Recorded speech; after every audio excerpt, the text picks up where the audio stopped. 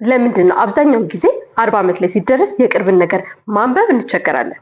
ይህንን ነገር ቀድመን መከላከል ሲቻላል ይህንን በእድሜ ምክንያት የሚመጣ የእይታ ችግር ፕሬስባዮፒያ እንለዋለን። አብዛኛውን ጊዜ እድሜ 40 እና ከዛ በላይ ሲሆን ይህ የአይን ሁኔታ ይጀምራል። ፕሬስባዮፒያ የሚከሰትበት ምክንያት በወጣትነታችን ጊዜ ያለው የተፈጥሯችን አይናችን ውስጥ የሚገኘው ሌንስ በቀላሉ የመለጠጥ አቅም ስላለው ማንኛውም ከቅርብም ሆነ ከርቀት ያለን ብርሃን መቀበያ ላይ በቀላሉ እንዲያርፍ ያደርጋል። ነገር ግን እድሜያችን በገፋ ቁጥር ይህ የተፈጥሮ ሌንስ የመጠንከርና በቀላሉ የመለጠጥ አቅሙን ያጣል።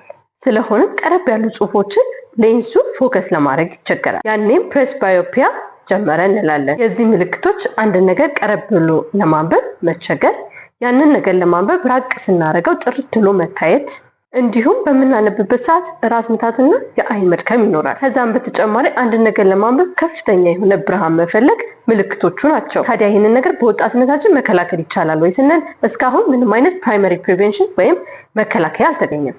ስለዚህ የጊዜ ጉዳይ ነው እንጂ ይህ ነገር ሁላችንም ይገጥመናል። ሕክምናውንም ስናይ ያሉት አማራጮች የማንበቢያ መነጽሮችን መጠቀም፣ ኮንታክት ሌንስን መጠቀም ይቻላል። እንዲሁም መነጽርና ኮንታክት ሌንስ ለማይፈልጉት አዲስ የመጣውን የሌዘር ሰርጀሪ መጠቀም ይቻላል። እንዲሁም የሌንስ ቅየራ ኦፕራሲዮንም አንድ አማራጭ ነው። አመሰግናለሁ። ጥያቄ ካላችሁ ኮሜንት ላይ አስቀምጡልኝ። ላይክ፣ ፎሎ፣ ሼር ማድረግ እንዳይረሳ። ቻው።